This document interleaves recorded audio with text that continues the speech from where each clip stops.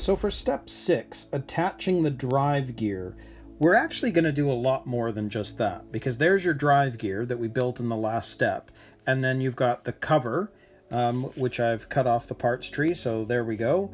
But we're also going to be attaching these ball connector nuts, as well as these pieces that we built in step 5 as well, which is to do with the shocks and whatnot. But then we are also going to be attaching the drive line to that gear. So we've got another grub screw, which is a lot bigger, and you can see there's the bigger Allen wrench, and you can see that's quite a bit bigger grub screw than what we used on the motor. So here's our screws that I've pulled together and all of the ball joints, etc. And then there's our gear and the other pieces that we built in step 5. And of course, there is our drive line, which we have to install as well. So there's actually quite a few steps with this. So I'll set this up and we'll actually install the drive gear first, and then we'll start working on all of these other bits.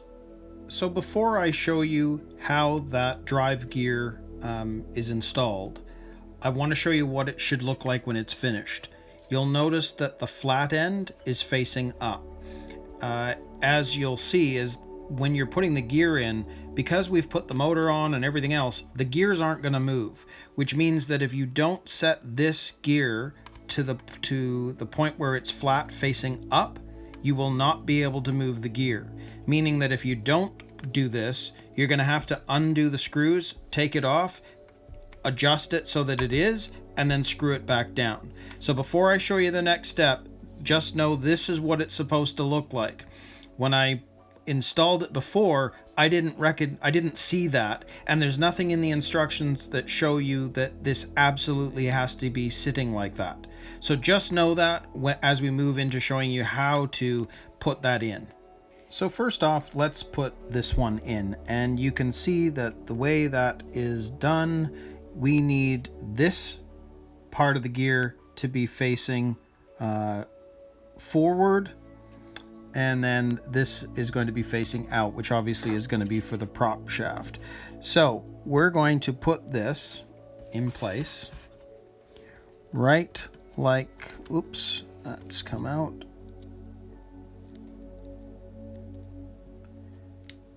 Right like that. So it's sitting there. And then this has to be greased. And what I'm noticing with this, because obviously we connected everything to the motor, I'm not going to be able to do my usual spin. So we're going to have to grease it up this way.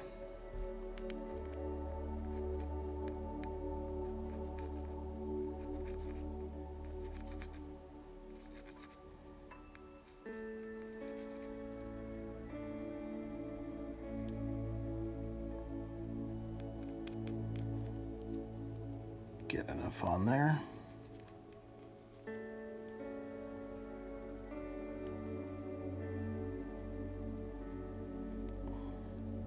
There we go. So now we'll put this back on here. So as you can see, this is just going to sit right like that.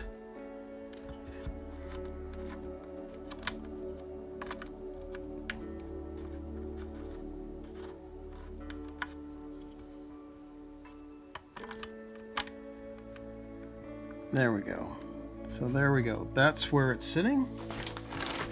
And then we're going to grab our gear cover, which by the looks of it is going to be facing this way.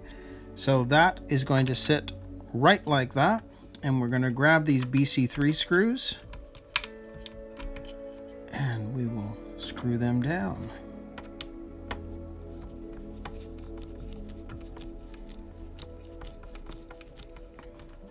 Grab another one.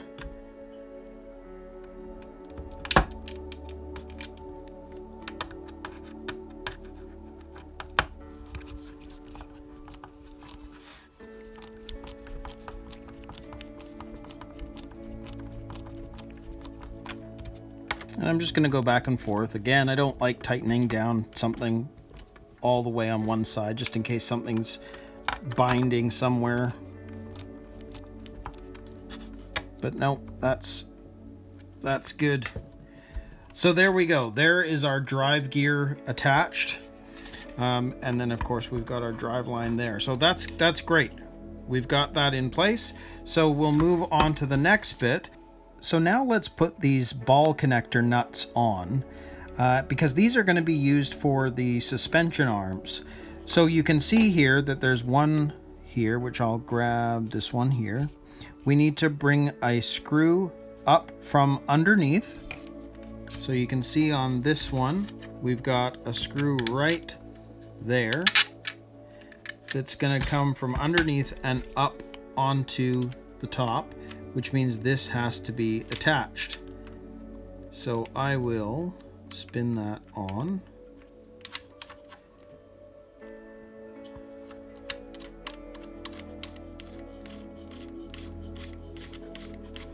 There we go.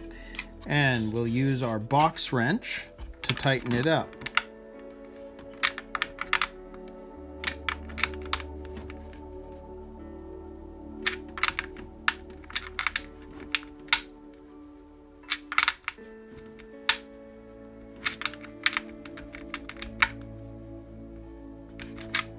There we go. So there is one of them on.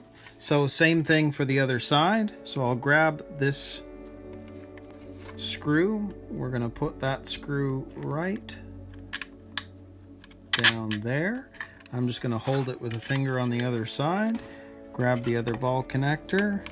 At first, I'm going to just use my fingers to start the process.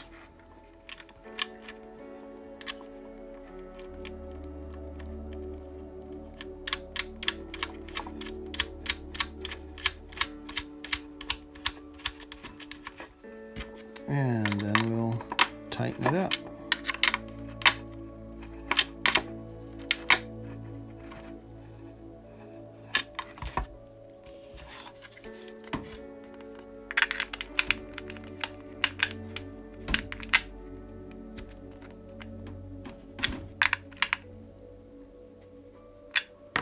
And there we go. So there are two of the ball connector nuts in place.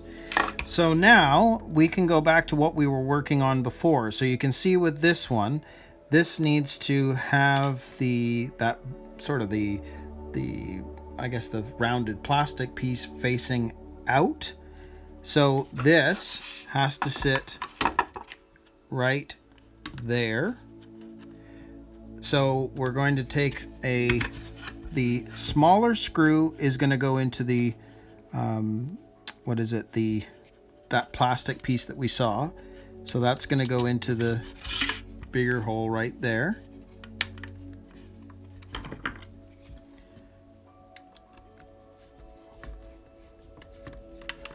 So I'll just get it going. And then on the other end, you can see that the little notch went into that one. So it's only the one little screw that we're using to actually attach this. We just got to make sure that that notch stays in the hole. So just put enough pressure on that you know it's not going to move, which it hasn't.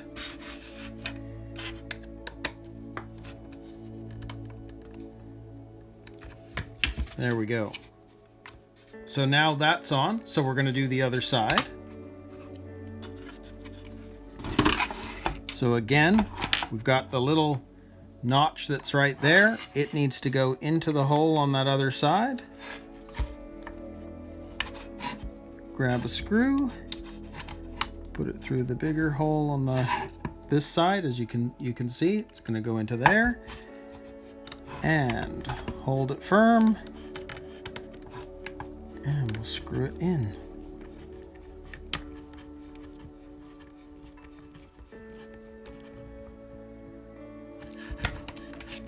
And there we go. So there are the ball connectors on the top, and then we've got our ball connectors down below. So that part is finished. So now this is complete. So we are going to move down to that second bit here where we're going to put in the drive line. There's some more ball connectors here. And then we've got the rear connectors, which are going to be for the suspension or the suspension arms or the shocks. We'll see. So now that we're working on the back end, you're going to see that we need to use these bigger ball connectors, and they're going to fit onto these top two pieces on the back end of the chassis. So we need to screw those in, and we're just going to use our handy dandy box wrench to do that. So put that in the box wrench. It's the easiest way to start it.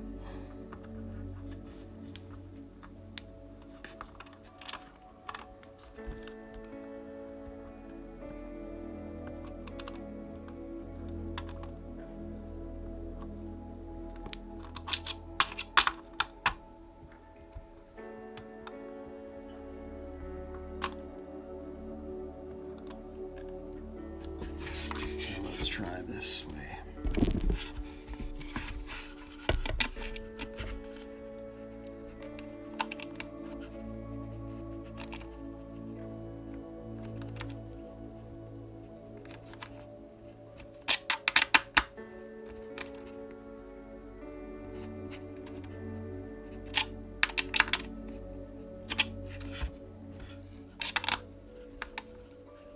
There we go.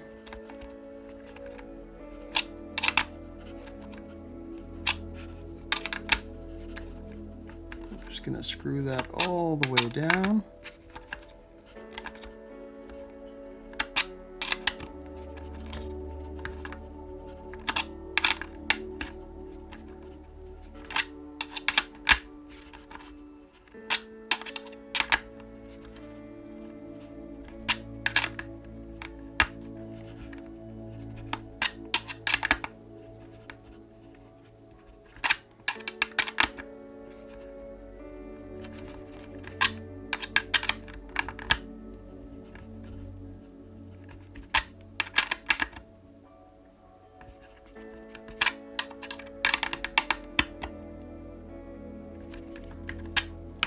And there we go. So there is one of the ball connectors in place. So now we just need to do the other one. So as the other one is just the same, I went ahead and did that off camera. So it's done. So now the next bit is we have to put together these pieces, which have the ball connectors as well. And you can see that they're different. And the flat side is what's going to actually sit on the flat side of the back end of the chassis. So like with this one, it's going to sit like that. So we need to put a ball connector right there. And on the other side, it'll be more or less the same. We still need to put the ball connector right there. So let's do that. So for this one, we're going to need to put the ball connector just like that. So I'm just sort of starting it up, and let's use our box wrench to finish the job.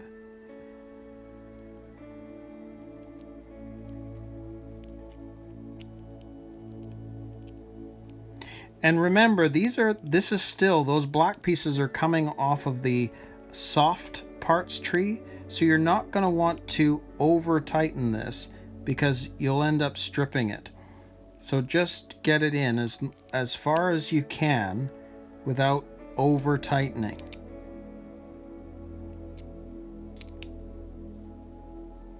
There we go. So there is one of the ball connectors. And I went ahead and did the other one as well, just to save a bit of time. So those two pieces are done. So now it's just a matter of attaching it. And you can see with this one, we need to have it facing, let's see, this way down.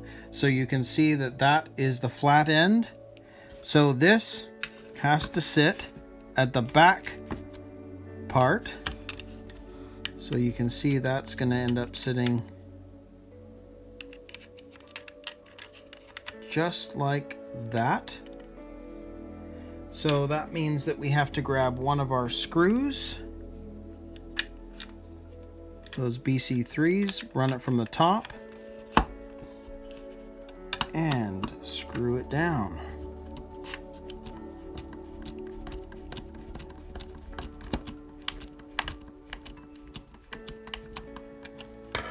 Just make sure that that is still seated, and it is.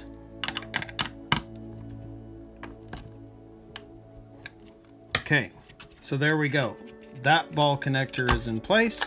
So now we're going to do the same thing on the other side. So we're going to make sure that that is sitting just like that. So in order to match this up, we're just going to put this onto the other side just like that. And we'll grab our screw and we'll screw it down.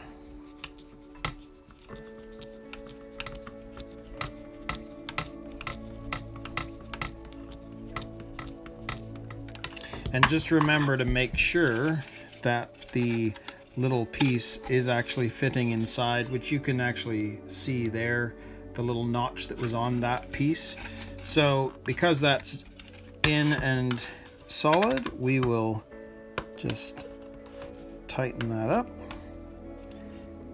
Make sure you can see that. Yep. So there we go. So those are the top two suspension pieces in place.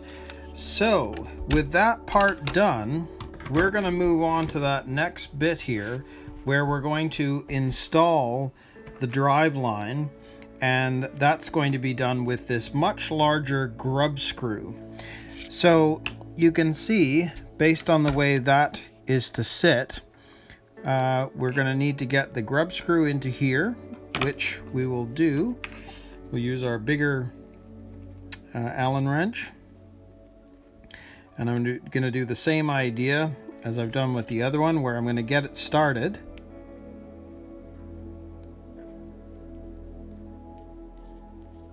That should do the job.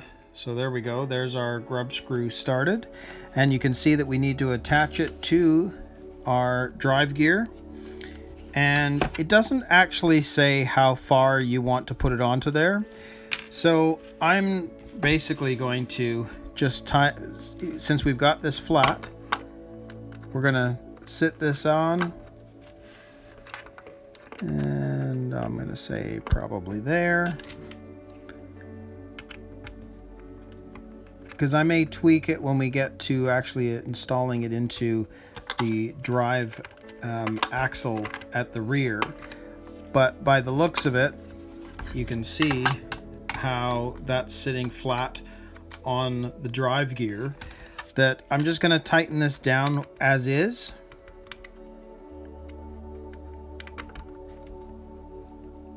And I'm not going to do it, I'm not going to over tighten it, because I don't know yet whether this needs to be adjusted in order to fit into the drive line. Now that being said, you can see how the axle itself has some slack. So I may not have to do anything when it comes time to installing it into the back. But essentially that's it. We are done with step 6. So we are now going to move on to step 7 and work on the steering linkage.